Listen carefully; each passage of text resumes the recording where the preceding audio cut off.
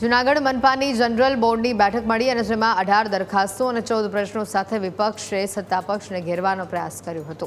વિપક્ષે સુવિધા નહીં તો વેરો નહીં ભરવાની માંગ કરી હતી। જનરલ બોર્ડમાં વિપક્ષે સફાઈ કામદારો સખી મંડળની બહેનોને કાયમી કરવાની પણ માંગ કરી હતી।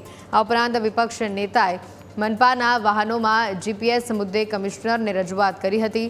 વિપક્ષના આક્ષેપને ફગાવતા શાસક પક્ષે જણાવ્યું હતું કે શહેરમાં હાલ રસ્તા, પાણી, ગટર, ગેસ લાઇન સહિતના કામો થઈ રહ્યા છે। જે લોકોને મહાનગરપાલિકા તરફથી આજે વર્ષોથી સુવિધાઓ આપવામાં નથી આવતી અને દિવાળી જેવા તહેવાર હોય ત્યારે પ્રાથમિક સુવિધાના કામો પણ મહાનગરપાલિકા કરી નથી શકતી।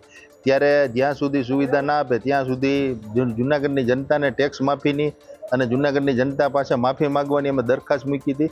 15/10/2025 થી 30/11/2025 સુધી જે કોઈ મિલકતો ઉપર વ્યાજની ચડત થઈ ગયેલી છે આવી તમામ મિલકત ધારકો આ 45 દિવસ દરમિયાન જો પોતાનો વેરો ભરી દેશે તો સંપૂર્ણ વ્યાજ માફી આ 45 દિવસના દરમિયાનમાં કરવામાં આવશે। વિસ્તારોમાં ડીઆઈ પાણીની લાઇનનું કામગીરી શરૂ છે, ભૂગર્ભ ગટરની કામગીરી શરૂ છે। બંને કામગીરી પૂર્ણ થઈ ગયા બાદ રોડ રસ્તાની કામગીરી કરવામાં આવી છે અને અમુક વિસ્તારોમાં તો ટોરેન્ટ ગેસની લાઇન પણ હાલ આવી ગઈ છે।